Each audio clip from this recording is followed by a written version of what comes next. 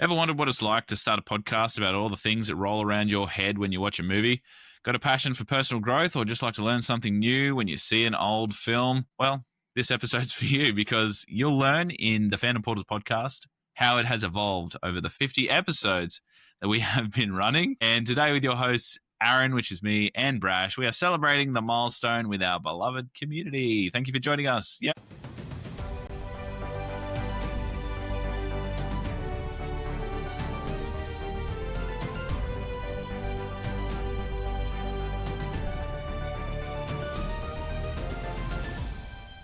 Welcome, everybody, to the Fandom Portals podcast, the podcast that explores how fandoms and film can help you learn and grow. As always, I'm your host, Aaron, a teacher and lifelong film fan, and each week on the podcast, we explore the stories that we love to learn more about ourselves and the world that shape us. Except for this episode, because we're actually just doing a celebration, a mailbag, some gratitudes and reflections, saying some things from our community on our socials as well. And I'm not doing it alone because, as always, I'm joined by Brash. Hello, Brash. How are you? What about yourself? Mate, I'm going well. And, you know, it wouldn't be the Fandom Portals podcast if we were not joined with our third unofficial co-host who is yet to say a thing on mic. It is Ace. He doesn't contribute a lot, but he definitely contributes to our comfort. So shout out to you, Ace. Thank you for joining us on our 50th episode mailbag. Guys, first and foremost, massive thank you to our community. Obviously, this is an episode that wouldn't be happening if it wasn't for you. We are pretty active on our threads and on our Instagram and also through our emails. And you guys are really welcoming and awesome community for us to talk movies all about. We often put things on our stories that you guys interact with. And all of the comments, community questions, and things like that today come from those social media responses. So we are a podcast that loves our community. We do talk about a lot of personal things in terms of growth and various different ways that we can learn from film. So it's really great to go on that journey with some people in a big community sort of fashion. So thank you so much, first and foremost. Secondly, Brash, I will admit that, and I've told you this before, but taking compliments is not the thing that I am best at in this world. No, I'm very much the same. I mean, internally, I like the compliments, but when they're given to me, I don't know how to react. Yes. I don't know what to say. I can and absolutely it could be simply somebody saying, "Oh, thank you," but for me, it's like, what do they want? Yeah. Exactly. That's exactly it. So yeah, we are working on growth today in the form of accepting these compliments graciously from our community who has been very generous with them and answering these questions with the utmost honesty. So that's a little bit of a forewarning that we love getting compliments, we really do, but it's a part of our personal growth that we're learning to accept them in a better way and to accept them graciously. So thank you. And that's not to say we're arrogant about it. It's more like I don't feel like I deserve that. But yes, it's been a big journey, Brash. It's been a big journey. 50 episodes. Yes, 50 episodes. That's like each hour of the podcast, or each episode is about an hour, so 50 hours. So that's like we would sit and talk for 2 days and a bit straight. If you were... But then if you also take into account the times that we're not recording before and after the thing, that's probably an extra hour or hour and a half on top of that. So yeah. And then also when we're watching the movies that we're researching for the actual episodes, we back and forth on the text as well. And it's all, you know, there's more to talk about when you like it and I don't, or vice versa, as opposed to if we both think it's cool and we also talk about it a lot if we both think the movie's absolute crap as well. Yeah. So we have a lot to say. No, if the movie is well liked by both of us, then there's less communication. Yeah, it's pretty just streamlined. Then it's just like, yes, everything was great. I concur. Yeah. And that's how it goes. But yeah, so today we're going to go through what 50 episodes means to us. We're going to talk about the beginning of our podcasting journey. We're going to talk about Brash coming on board as a guest star to start off with, and then he come back as it's like those TV shows where you're on as a recurring role, and then after that you're just part of the cast. I thought, who was one like that? I was going to think Castiel, but I think he was meant to be in the whole thing. No, I think you're absolutely right. He was supposed to, season 4, he was like a featuring character, and then after that he was third build or something like that. He was very well liked. He was a new part of the team. Obviously from Supernatural we're talking about there. But yeah, we're going to talk about the Fandom Portals Honor Board, which you can find at Letterboxd, links in the show notes below. And we're going to talk about some of the movies we've reviewed previously, just recapping some of the ones that we think may have been poorly judged or things that may need to reconsider. And then we're going to go through some of your audience questions, well wishes, and thanks before we jump into some future news for the podcast. But guys, I promised this on social media.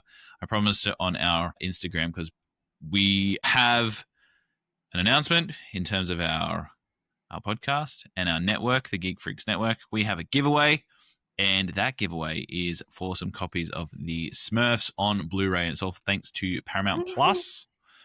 So if you want to bring home the Smurfs movie on DVD and 4K now, in this fun, epic adventure, the Smurfs team up with new friends on a daring rescue mission to save Papa Smurf from the League of Evil Wizards by the film critics are calling pure comedy magic, and get over 35 minutes of Smurftastic extras, including new music from Rihanna and more, available at participating retailers, rated PG from Paramount Pictures. So if you want to win a copy of that, all you have to do is go to our social media, follow us on Instagram at Fandom Portals, and share one of our posts to your story. That's it. That's all you got to do, and you can go into the running for one of these movies of the Smurfs to be sent to your door, courtesy of the Geek Freaks Network. So thank you so much. Go ahead and get a free movie. Always. But all right, let's get into our 50 episodes, Brash. 50 episodes. 50 episodes. I know, mate. 50 like for me, I obviously ran a podcast before this, the D&D Valiant Odyssey podcast, and it was really easy to hit 50 episodes on that because literally every time we'd record, it would be like 4 or 5 episodes per session of play. So you play 10 times and you get 50 episodes. But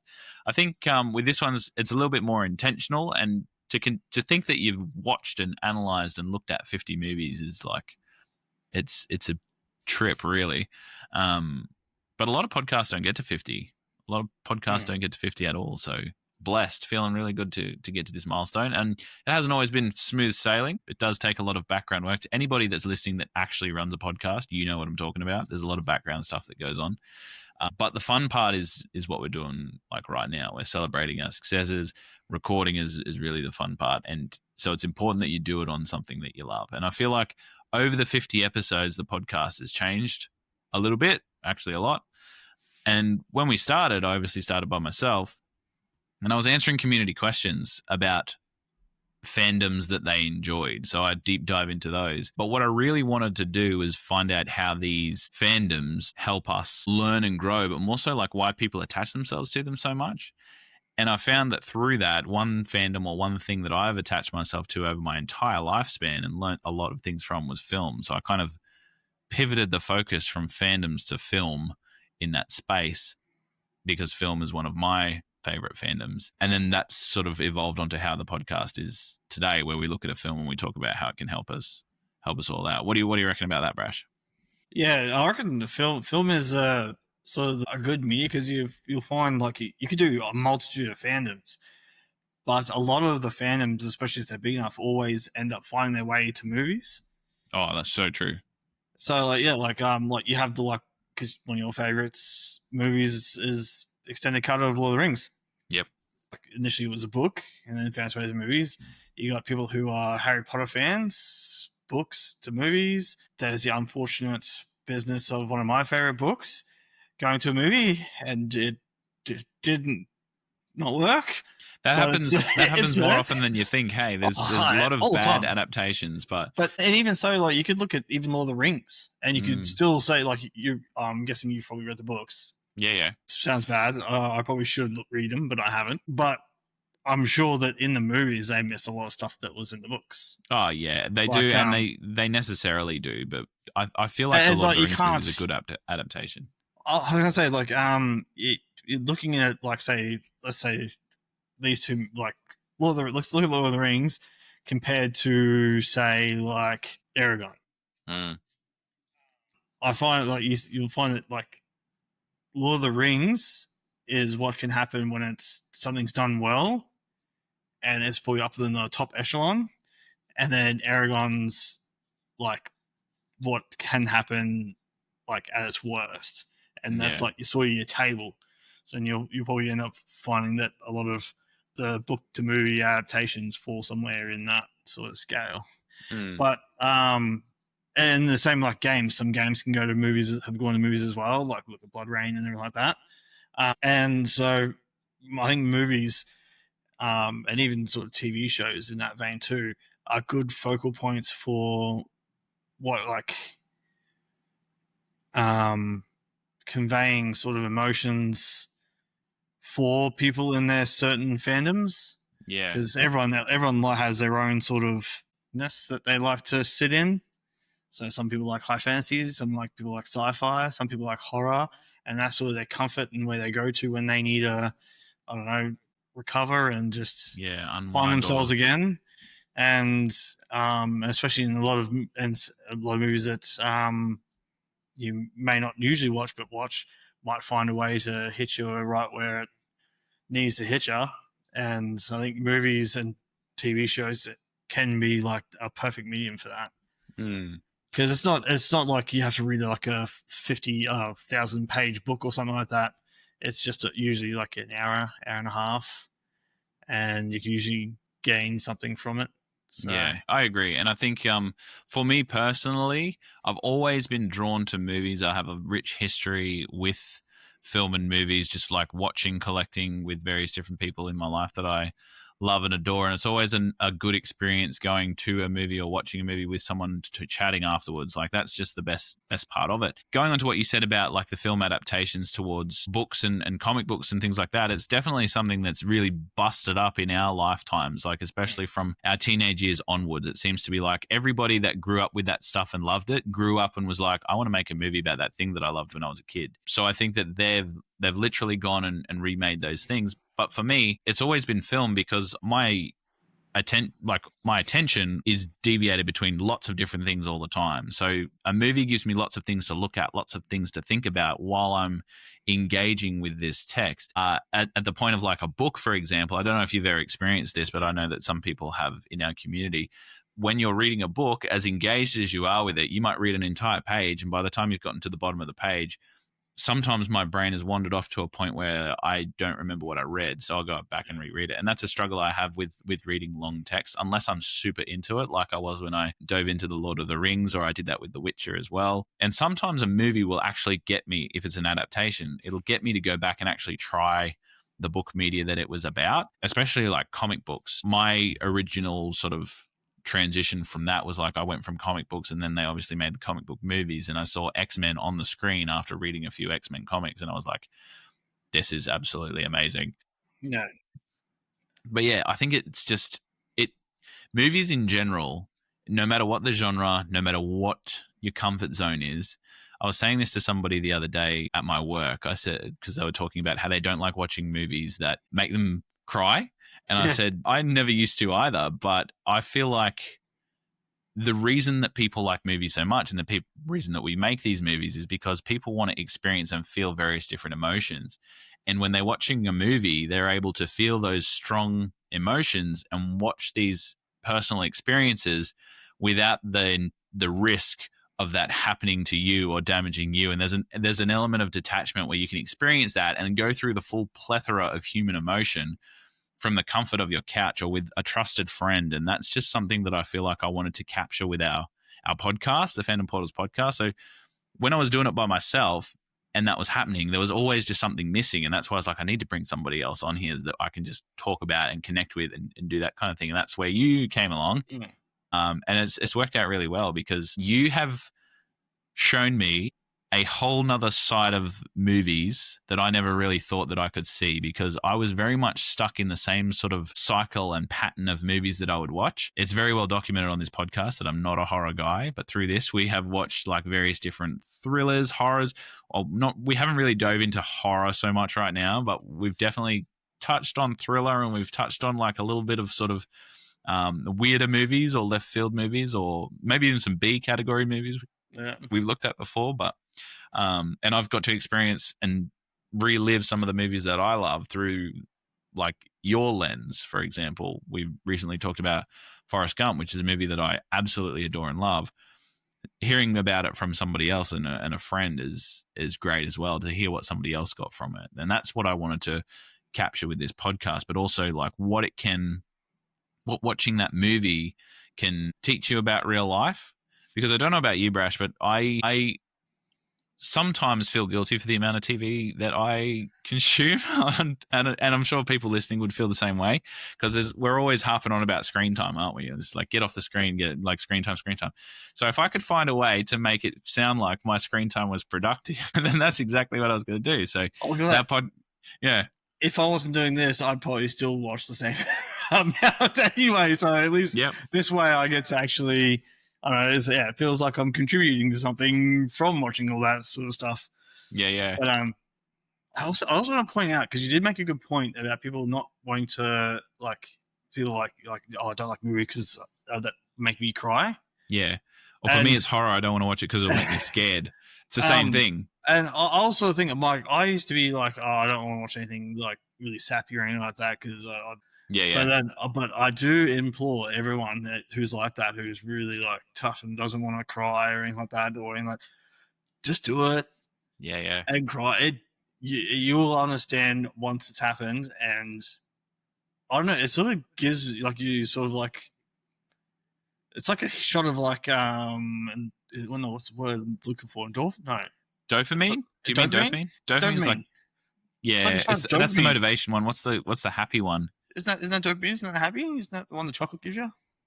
No, it's something else. What is it? Because chocolate gives it to you, don't cortisol, stress. What is it? Yeah, the happy one.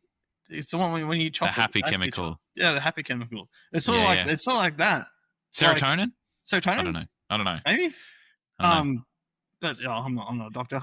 You keep talking. I'll look it up. Don't take any medical advice from us. Yeah. But yeah, it's sort of like a shot of like just happiness and joy, and even like sad ones. Oxytocin. Yeah. And it's like sometimes it's a bit sad and everything, but like sometimes you just need that to get that off chest, and you feel a little bit lighter because like you're always holding on to that thing. And I used to think it was a badge of honor that like I'd never feel like I never cried or anything like that, or anything, or felt anything. Like I had family members die and I didn't even shed a tear, and like I was like, oh, it's just because it's just how I grew up and how I'm just fucking tough. And then I think when my grandfather passed away, and I lost it on that one, and then I don't know, it sort of just hit, like flicked a switch in me. And now watching some movies, I'll fully tear up, and like afterwards I'll just feel like lighter, like stress has just been like lifted off of me.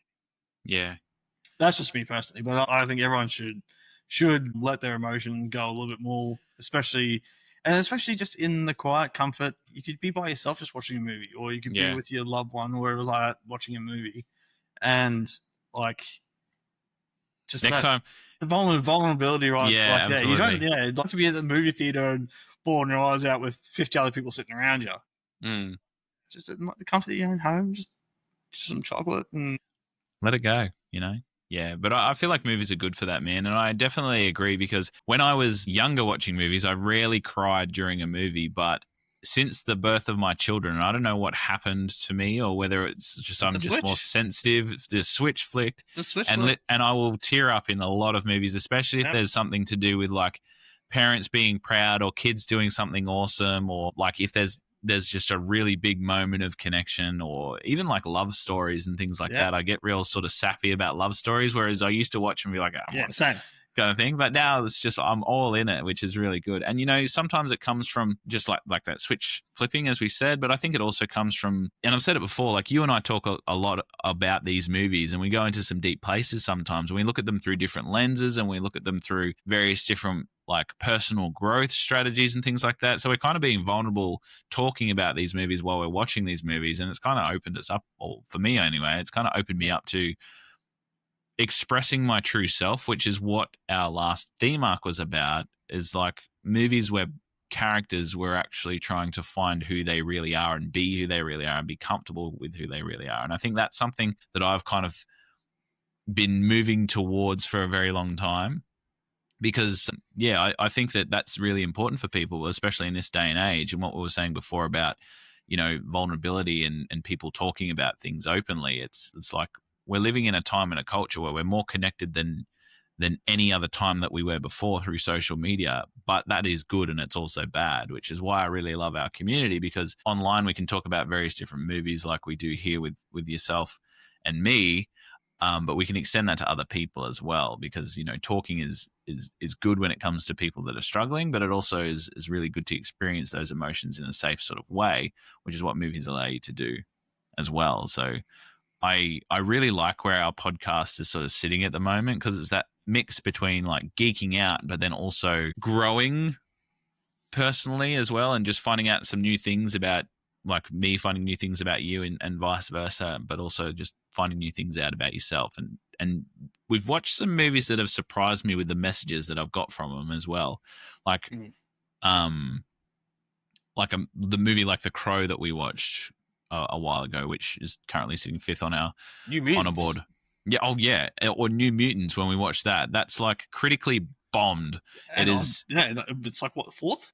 Yeah, we've sat at 4th because I think like not only did we just find a really great piece of like media in terms of seeing a group of teenagers just going through something and being themselves in that space, but in the New Mutants as well. I think we watched that at a time when we probably needed to watch it too, and that was almost like because that was during Marvel week, and we were like, let's watch something a bit different than your usual MCU, because that they are very formulaic and things like that. So I was just like, let's watch something different. So I think that just cleansed the palate well. But that's the thing, when you watch a movie through a different lens, or you're looking at it through the lens of something critical or something to do with personal growth, and you can really take something from a story that you didn't expect, which is that'll link to our very next theme arc that we'll talk a bit more about at the end of this podcast, which is failure isn't final, which is where we look at films that flop and we're talking about what lessons can we learn from these movies that essentially like didn't make much money or are considered a critical failure. So it kind of promotes that idea that just because you fail at something doesn't mean that it's going to be the end of something, or it means that it's bad.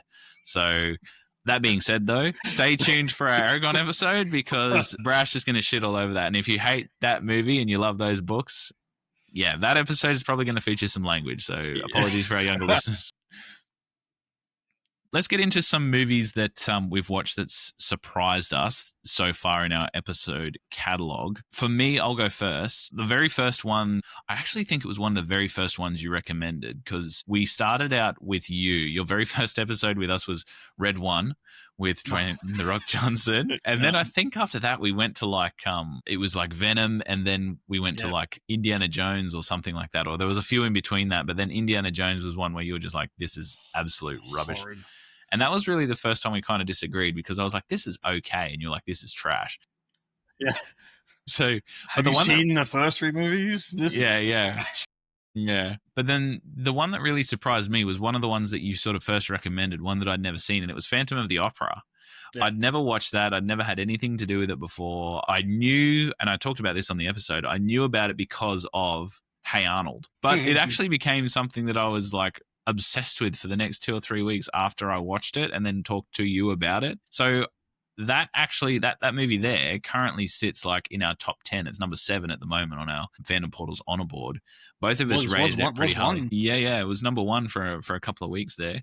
But like, that's one of the few movies that you've rated a 5 out of 5. I'm like a Christmas Santa Claus with my 5 out of 5. Yeah.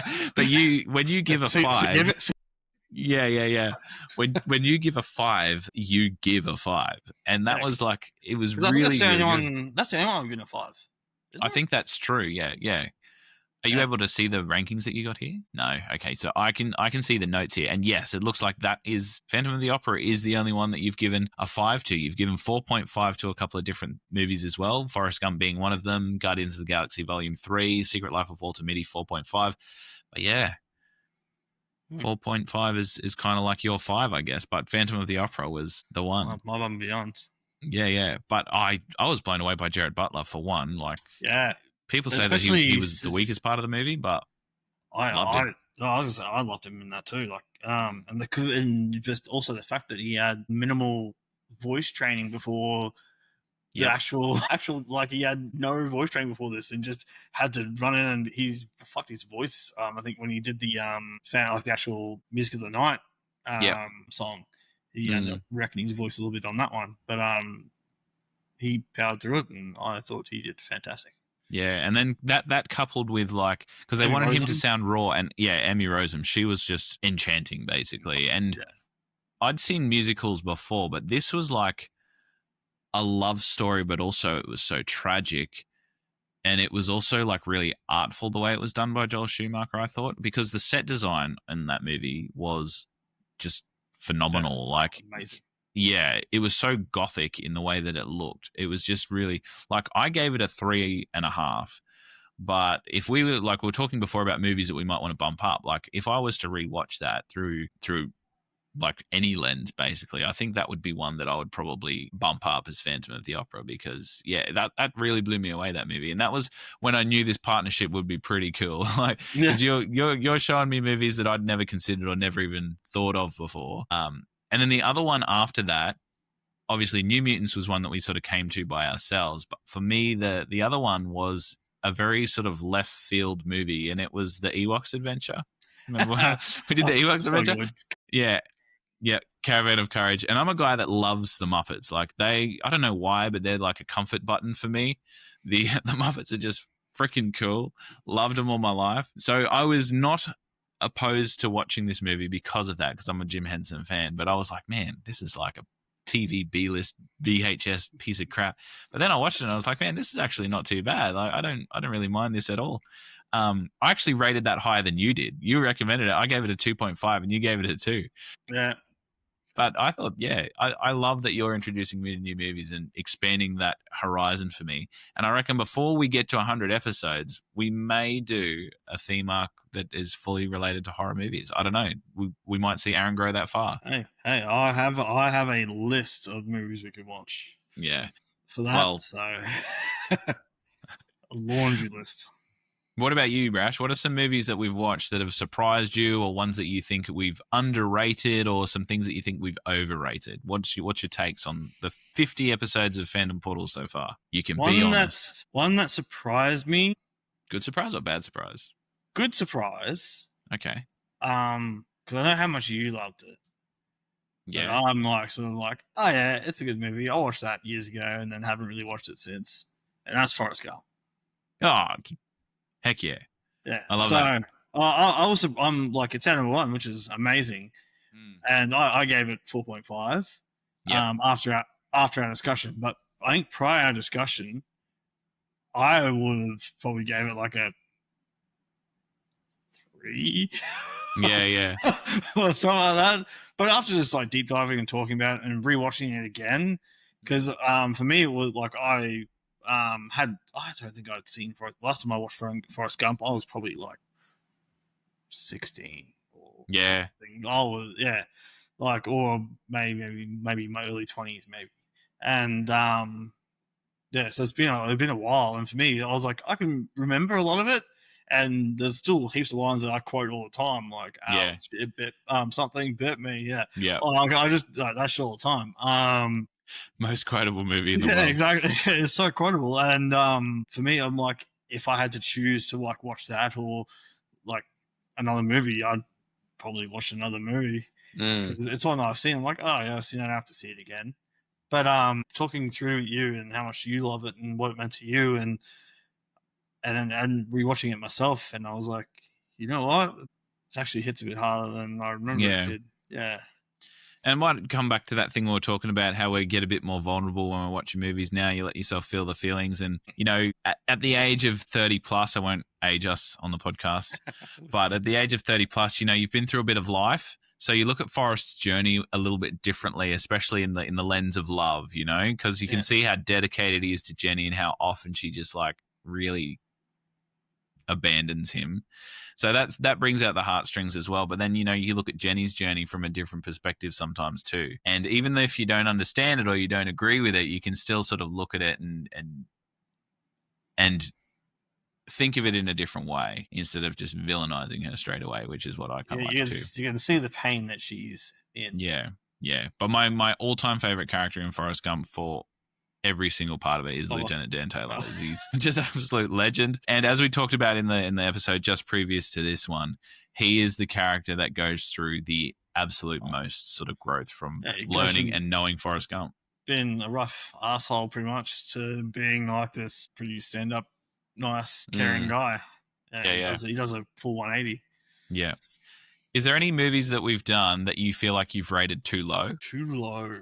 Because I've got one for you. You rated Dragonheart 2 Criminal.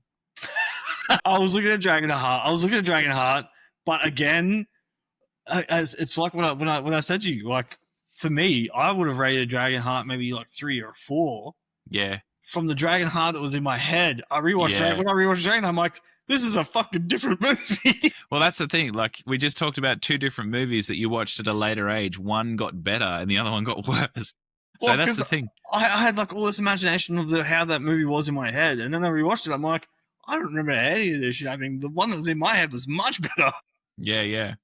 The dragon in that, though, you can't deny the animation and the CGI for the time. Oh, yeah, it was absolutely amazing. groundbreaking. And I think you were the one that said it. The person who cast Sean Connery to be the voice of a dragon, it was a genius. Genius, absolute genius. Yeah, absolute genius. But yeah, no, I'm sorry, I can't change my mind on that one. That's fair enough. That's fair enough. I still just replay the version of it in my head that I like better. Yeah.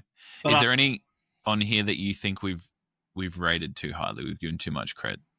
Given too much cred? Yeah. So we do go through these and we're pretty systematic with the way that we kind of rate them and talk about them. And we do put a lot of thought into them. But yeah, what do you... Maybe something 3. Because I was going to say, like, the top, like, 15. I mean, well, to be fair, like, I didn't watch these ones with you, which is, like, Big Fish and 50 Years of Summer. Yeah, those ones were done with guest stars. Yeah. I wasn't a big fan of Big Fish. Yeah. Bro, that movie is one that when I was talking before about how moments in my life has changed how I've watched a movie and made me become more emotional about it, Big Fish is one that always reminds me of my dad. Yeah. So that's why I think I rate it so highly, is because... Whereas it does not remind me of my dad at all. Yeah. So I think for me, when I watched that one, it was almost like a story of fatherhood for me, where I was looking at it from the perspective of like my dad, but also me being a dad now, because it's all about a father talking to his son through these massive and immersive tales. And I thought, why is he actually doing this? And I'm like, is he doing it to brag? Is he doing it to posture that he's done a lot of things to his son? But then I thought, people do things, especially teach things, for 2 reasons. And it's either to teach them a lesson or to try and impart some wisdom or show them an emotion that they want to feel. So through that lens, when I watched that movie, I really, really enjoyed it. It's one of my sort of favorites. And I did that with Thomas, who's part of the Challenge Accepted podcast. And he does a Sick Burn podcast as well. He's a really great podcaster. So if you want to check him out, look him up on any sort of podcasting platforms. That's Thomas at the Sick Burn podcast. He's a good Hawaiian dude. So, Brash, you came onto the podcast in episode 12. You did a guest when we were talking about Critical Role show Vox Machina, both being Dungeons & Dragons fans ourselves. And then on episode 16, that is when you joined fully.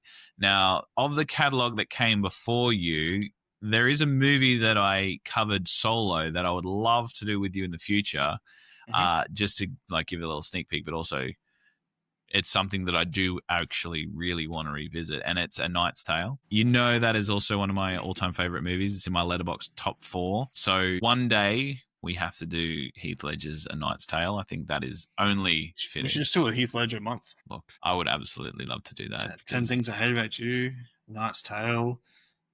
10 Things I Hate About You is the highest rated rom-com on Letterboxd. It's in the top 10 or the top 20 movies with most fans in the list. It's actually really, really highly liked, and I can see why. I only watched it a couple months ago. You're kidding. Yeah. Bro, I had to watch that in high school. And sometimes when they roll in a movie for high school on that crappy old TV. I didn't watch it for the first time a couple months ago. I mean, I just rewatched it a couple months ago. Month or so ago. Fair enough. That's okay. That's acceptable. I've seen that movie many times. Yeah. We had to watch it in high school. They rolled in the old box TV, and you're like, I think we watched it in high school too. Yeah, because it's a Shakespeare play that they've taken off off of that one. So yeah. All right. Let's move on from our catalog and we'll get into our audience fan community questions. Thank you so much for sending these ones in. We put a Threads post up it was probably like 2 months ago now, and an Instagram story up, and you guys had the opportunity to give us questions that Brash and I would answer on this 50th episode of our podcast, which also coincides with, we're a little bit late, but we're celebrating our 1-year birthday as well for the podcast. So some of these will say happy birthday. And if you're wondering why, that is why. It's because we are about a year old when we've hit these 50 episodes. A little bit more, but here we go. So first question comes from Abby Grace _ from Threads. She said, you guys talk about growth a lot in your episodes recently. What's something you've changed, like a habit or a mindset that's genuinely made your everyday life better? It's a good question. Ooh. I can go first if you want. Yeah. Mine is sleep and also diet. Like it's not really growth, I guess. It's more like a habit. But for me, my sleep pattern's definitely improved, and my diet, I'm just starting to intentionally eat more whole foods instead of rubbish. If you want to talk about an actual mindset thing, Abby Grace _ for me, it's probably self-acceptance in terms of how I am as a person internally, I guess, is how I can say that best. So being okay and comfortable with who I am as a person, knowing that, that guy's okay, and my own harshest critic is myself. So for me, it's those 3 things, some lifestyle habits, but also a mindset one that's slowly developing over time, and it's taken a long time to get me to this space. But I feel like talking about stuff on this podcast, as well as some other things, has been a really big factor in helping me do that. So what about you, Brash? I don't know. I'm a mess. You are not. No, I think for me, here's something personal growth for me. So when I was a lot younger, so like 17, 18, I was a heavy drinker and a heavy smoker. And I was on and off the smokes from 17 to 26-ish. And I used to drink a lot. Like I'd have 12 drinks a night, wake up and go to work next morning. Like, and yeah, it was really bad. And I used to go to the pub all the time and go to the clubs and like all the young people thing. But I think for me, looking back at it, it was so excessive. And like, I don't remember a lot of my early 20s because of it. And I think it's ever like once, I think I was 20, must have been roughly 28, between 28 and 30. When I was 26, I sort of quit smoking. Around then, if I'm out with friends having a few drinks, I might indulge in a cigarette if the habit comes on to me, but then I usually regret it immediately afterwards. But I don't drink anymore. So the only time I will drink is like, say, like a Christmas party or like a birthday celebration or anything like that. Or if I go out to dinner, I'll have like a beer or something like that. But like at home, I don't drink anymore. And I think that's made my life a lot better. I think I'm a lot healthier than I used to be. Like I used to be really athletic in school and everything like that. And then sort of like in my I thought I was invincible and I thought my metabolism would never go away and I was always going to be fit and healthy. And then when I started getting towards like 25, 26, I went and played footy again. And I was like, I cannot do the same things I used to do anymore. And I think, cutting back on those sort of habits were really life-changing for me. Like helped me save a lot more money as well to be able to afford to buy a house and everything like that. Yeah, but that's so good, man. I think that's my growth. That's really good. It's a hard thing to break sometimes too, but I'm really glad to hear. I'm proud of you. That's Thanks, good, man. I know you don't like compliments and stuff like that. Shut up. I'm proud of you. So that's my growth. Quitting alcohol, or not quitting alcohol, like I still partake, but like really reducing how much I drink. Yeah. Like I used to think it was funny going to the doctors and they'd be like, "Oh, how much do you drink?" And I'd be like, "Oh, a day or a week." And then they like you see the look of their face like, "That's not funny, dude." And then I look back at those, I'm like, oh, you're an idiot, man. Yeah. All right. Next question. We'll go. Kellen Chips was on Threads, and they said, "How do you guys always seem so grounded? If I had a mic and a platform, I'd never shut up." Well, that's because we don't record everything we say. That's very true. Yeah, all the bragging and all the posturing happen before we. There's an hour before we record, and then an hour after we record where we just talk shit. Yeah, I don't know about that one. I think that like I'm pretty myself when we're talking here. If that's what you mean by grounded, I just like. I think if you listen to our early episodes when you and I are like finding our rhythm, you can see that it's like. It's a little bit formulaic, so to speak. But I think now that we've sort of gotten into it a bit, we sort of talk a little bit more free flow, and like we'll share something that's personal to us, and then we'll share something that's like something that we hope people might be able to learn through like my expertise, I'll say in question marks, through my work as a teacher, or you as well through your knowledge of like games and films and things like that you do as a reviewer as well. So I think, leaning into our strengths is a big one, but also like we're both, or I feel like we're both very open to each other's opinion as well. Like I don't think I've ever heard an opinion from you, and you've never heard one from me where we've either said to each other, "You're full of shit." Like what an absolute crappy take that you've got there. Fucking wrong. Yeah. How on earth could you ever feel that way about this movie? How could you see that you're stupid and wrong? Like I think it's because we've both created like a pretty open space where we accept what each other has to say about a movie. That's it. We're both really open to seeing the other person's point of view. Yeah. To the point where it might even sway our rating from. It might be a bit presumptuous, but I hope that some people watching this, especially like when we're sharing some of our personal things that we've gone through, it might be relatable to some other people, and it might help them try and get through the same thing that we've been through or we talk about going through, or and that's part of the reason as well why I liked the way that this podcast has transitioned into what it is in terms of watching a movie and talking about personal growth and things like that. Because one, I know that a lot of people do suffer in silence, for one. So, and then for two, it's good to hear that somebody may be going through something similar or feels something the same as you do. Three, it's great to hear that somebody likes the same thing that you like. And I think that it's really important for people to know that it's also okay to talk with a friend.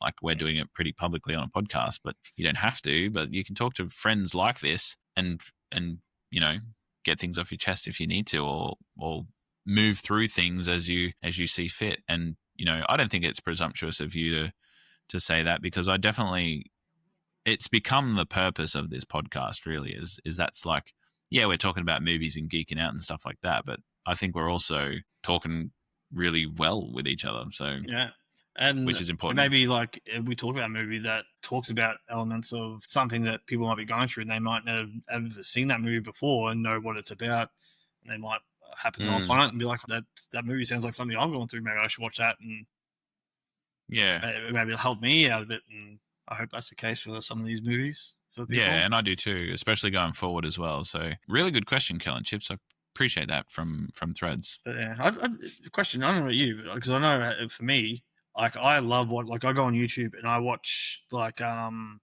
reaction. I can get lost in reaction videos on like YouTube. And because I always like say like I know one was for Baby Metal.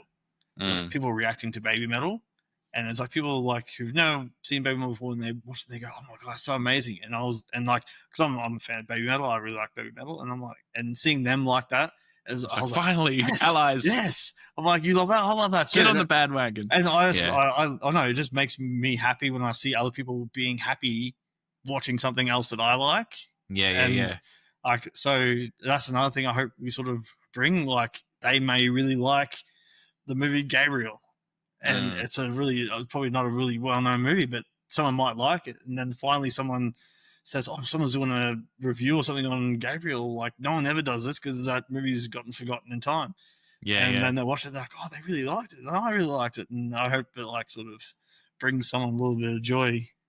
Yeah, no, I can definitely agree to that, because that's like, it's part of the reason why we go ahead and we put those community polls up on our Instagram for us to do movies that you guys listening want to hear us do, because if we like what you have put up, then that's obviously a really great feeling. But if we don't, then that's obviously like, we're still your friends. We still love you. Yeah, But but to yeah. be honest, I do like hearing, and that's like, because not all the reactions I watch for things I like are overly positive, and for me, I never get angry or feel angry about someone doing that. It's more of a, for me at least, I try and see it from their point of view, and I'm like, oh yeah, I see that. Like, to be honest, like, you like country music. Absolutely love it. I fucking hate it. Yeah. No. But say I grew up in Charlestown. It was a little bunch of country bumpkin town, so that was country music all the time around there. And like, don't get me wrong, I don't hate all country music. I listen to a country music song, I'm like, oh, that's pretty good. Like, say, Horse Ride Cowboy, it was my favorite clean song. Yeah. But yeah, like, to me, like, it all just sounds the same. But we can still be friends, Brash. That's fine. But on top of that, like, I've had friends show me some country music songs, and I'm going, like, that slaps. Yeah. All right, we got a question here from, sorry if I butcher your name, Yuri_T and time. No, that's not so hard to say. Yuri_T and time are from Threads, and they say, this is kind of talking about what we talked about before. It's like, who's most likely to cry in an episode? I don't know about cry in an episode or cry in a film, or either way. I reckon I'd probably be more likely to cry in an episode. See, I reckon me as well. I don't know. You reckon? I was almost tearing up before. Yeah. Oh man. Yeah. There's been times where I'm definitely like, I feel like for me, if you ever hear me starting to talk really fast, it's because I'm trying to get words out, because I'm feeling like emotional. I really want to, I want to get the words out before I start to blubber, I guess you could say. But there has been times where I've sort of gotten a little bit that way when we've been recording. I definitely have got a little more emotional than I was when I was younger. Yeah, I think it's good though. Yeah, no, 100%. Like as I said earlier, like it like, for me, like, it just makes me feel lighter. Like, yeah. I think we talked about this one a lot before, so we'll move on to our next one. And this one isn't specifically a question that was asked, but it was a conversation that happened on the Nerd Things podcasts threads. So the Nerd Thing is a podcast that talks about people's nerdy things that they love, and they actually said that editing and marketing the podcast has taken over their lives before, and I sort of wanted to talk a little bit about how you can make that stop, I guess. So I guess for me, it's definitely a workflow thing in terms of this. Like, scheduling is obviously picking a co-host or somebody in a scheduling time that works for you is great and stuff, but using tools that reduce your workflow is the best thing ever. And learning the phrase, and my podcasting network buddies, Frank from the Geek Freak Network, he taught me this saying, and it's just like, good enough is good enough. So he also said, like, most people will listen to a podcast episode 1, maybe 2 times if they really loved it.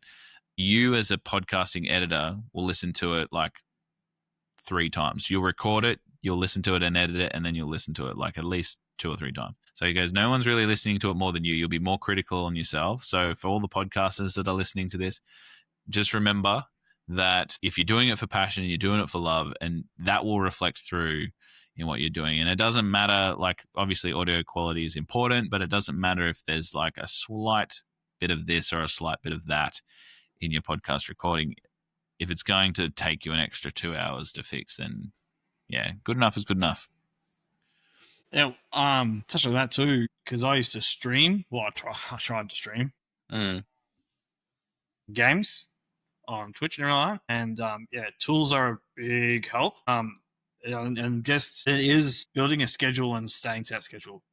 Yeah, because I built a schedule and then I had to deviate, and then eventually, because of that deviation, and also I changed jobs that was a bit more demanding on my time. So I had to try and change that schedule, and then I found out that the schedule I had to change to was pretty much non-existent. And so it sort of just went from me, I'll stream like nearly 2 hours a night for a whole like month, and then all of a sudden just had to stop. So I think it's consistency is probably the big thing. Just try to keep it consistent. Just try and find it, because it doesn't have to be long. Like, especially at the start, it doesn't have to be long, and at the start, it doesn't have to be perfect. Yeah. It's about I think consistency. If you just keep doing it, eventually, like, you'll start to see some growth. And if you just keep being consistent, and every day, you'll eventually start building that sort of time. But unfortunately, life doesn't always like it that way, and will throw you some speed humps. But I think that's important to note too. Keep the consistency, I think, is a big one. Yeah, and I think consistency is good, but it also has to be consistent and, what's the word I'm looking for here? Realistic as well. So, like, if, for example, when my football season's on, 2 of my nights a week are taken up by training, so that's obviously nights that I can't edit or do anything like. So we've moved to like a fortnightly instead of a weekly, which we usually do when I'm not at football training. So just like giving us, it's still consistent, but obviously you let life take into account those times and you move through and past that as well. But yeah, consistency is definitely something that you need to keep on top of, and putting in the schedules, as we said before, and using the tools to reduce your workflow. So that's probably our biggest tips there from the Fandom Portals podcast. All right. We've got some messages from some previous guests that have been on the show. So here is a message from Stephen Kepfer. He was on an episode 44, and he was a stuntman that I interviewed, and he is giving us some well wishes. So thank you, Stephen, for all of your kind words, and thank you for appearing on the show as well. Hey, what's up? I'm here to wish Aaron and Fandom Portals podcast an amazing first anniversary. I recently got a chance to appear on the show. I had a blast.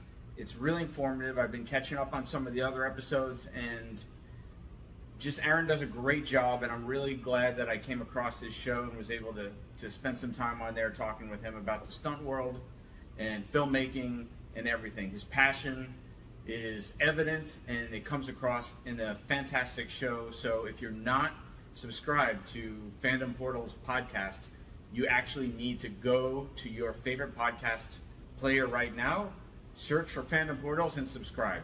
It's an awesome show. Congratulations on 1 year, Aaron. Thank you for that, Stephen.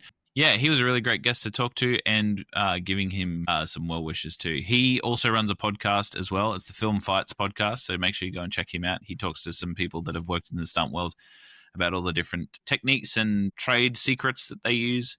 So go and check him out and his stuff as well. We've also got a message here from our network, Mr. Frank from the Geek Freaks podcast. He has sent us a little voice message.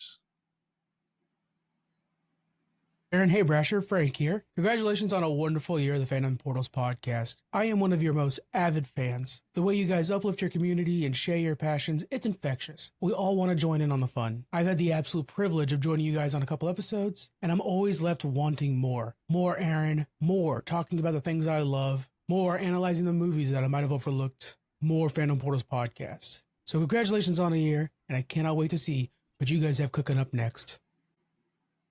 He's such a nice guy, Frank, and he's a really big podcasting mentor of mine. He was on the show talking about Star Trek before. We did a crossover episode because he does a Challenge Accepted podcast with Thomas, who I talked about before as well, and we did Mortal Kombat. Yeah, he's a really big Game of Thrones fan as well, so we both vibe over dragon love. Dragons. Yeah. So, yeah, thank you, Frank, for your well wishes. Thank you for all your advice always. And he's always only a Instagram direct message away if I have any concerns or queries. So, yeah, he and the Geek Freaks Network as well, because the way this started was I started an Instagram page and it was just geek stuff going up on Instagram, and the podcast was coming and I kept saying it was coming. And he reached out to me before I'd released an episode and he was like, do you want to join the network? And I was like, I don't have anything out to contribute to the network. And he goes, no, it's like, do you want to join the network? I was like, yeah, like, cool. We talked about what it would be like, and it's been the best sort of support network I could ever ask for, because talking about that consistency that we talked about before, they keep me on track, and it's good to have people to bounce off of how you can evolve and things like that. So, and he's been in the industry and the business for ages, so can't say enough good things about Frank from the Geek Freaks Network. I was gonna say, maybe one day I might be able to I might be able to build a campaign, and we could have everyone from The network. the network join us in a D&D game. Yeah. Well, he is actually an avid D&D player as well. He runs a campaign with a couple of the people from the Geek Freaks Network. I think there's 3 or 4 of them in there, but they run it whenever they can.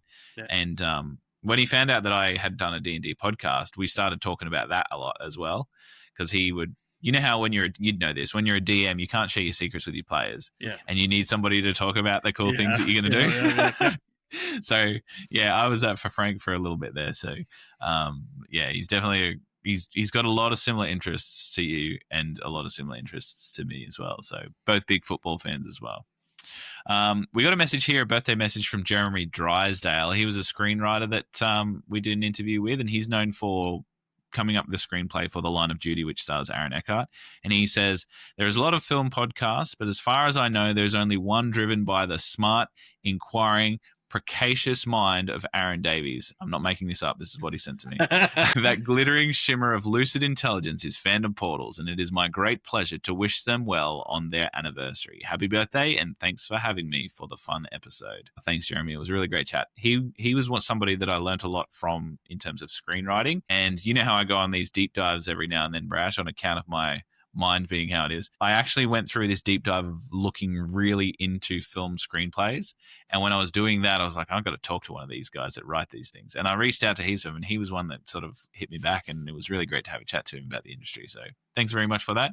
Taught me a lot. We got one from Luke Newton, who is actually he's pretty much my brother, Luke Newton, because my little brother was his friend growing up in high school since they were 13 or 14 or something like that. But he's always around the house until he moved away. But he's the one that we've actually been doing a lot of episodes with Avatar The Last Airbender about. So I'll watch a series of Avatar The Last Airbender and then we'll talk about it. And then I'll watch the second one and we'll talk about it. So he says, hello, Fandom Portals. I can't believe it's already been a year since the potty was launched. Since then, you've had some absolute banger episodes that I've really been able to engage with and relate to. I want to thank you for giving me the platform to talk about my love of Avatar and taking my podcast virginity. You're welcome, Luke. I'm looking forward to many more episodes and even keener to wrap up the OG Avatar series with Book Free in the near future. I hope you guys get many more amazing guests to follow and praying that your potty gets the recognition it deserves.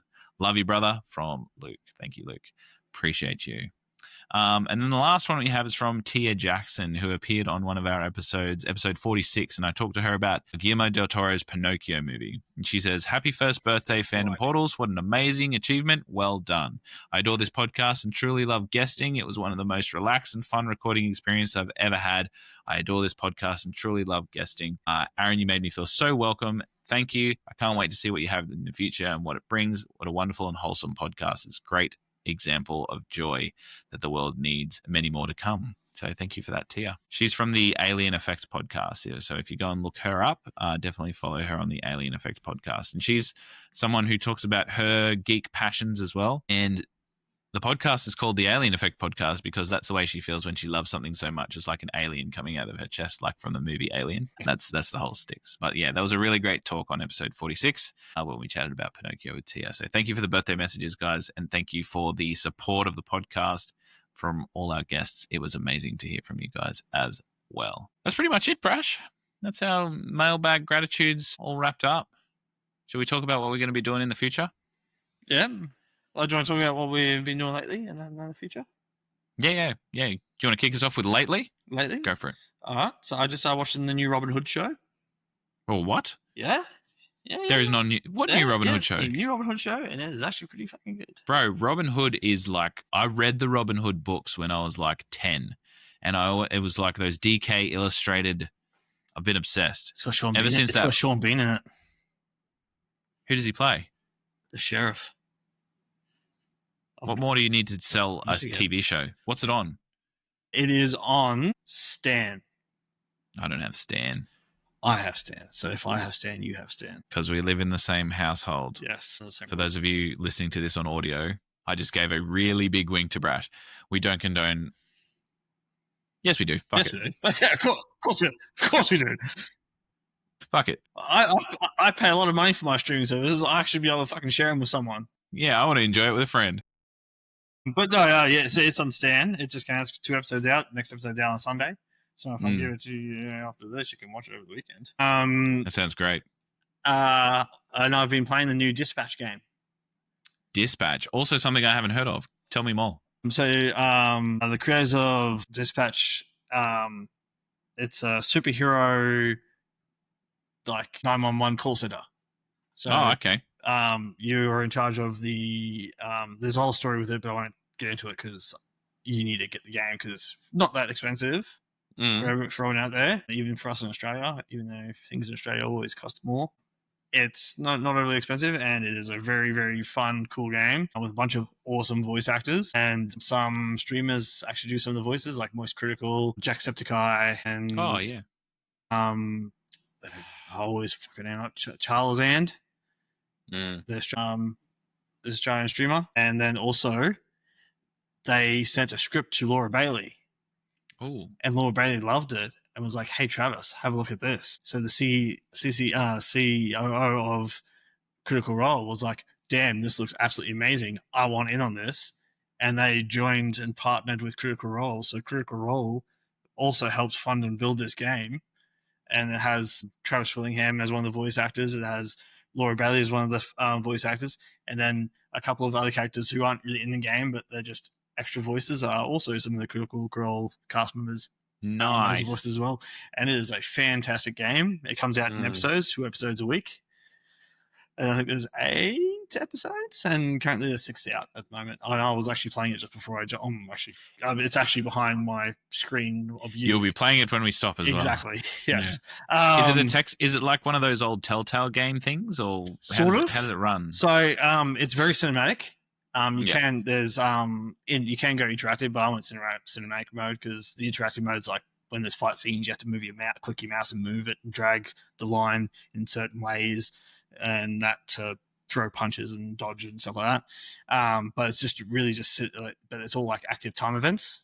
Yeah. And so it's just really cinematic. And then the actual main gameplay of it is you've got your list of people, like your pictures of all your people, your superheroes on the bottom, with all the amazing voice actors and content creators and other people who voice these characters, and they're all quirky and different. And an alert will come up on your map. Click on the alert, and it'll say, "Hey, something's happening. Like my cat's stuck up a tree. I need to get it out of the tree. Can you send someone to help?" So you have to then look at what there's like little clues pertaining to the to what the job is, and then you pick the right person for the job, and if they're good enough and have the right stats, they'll succeed, and then eventually they'll level up a little bit. You can put an extra point in one of their stats, so like strength, mobility, defense, brains. Is it permadeath as well?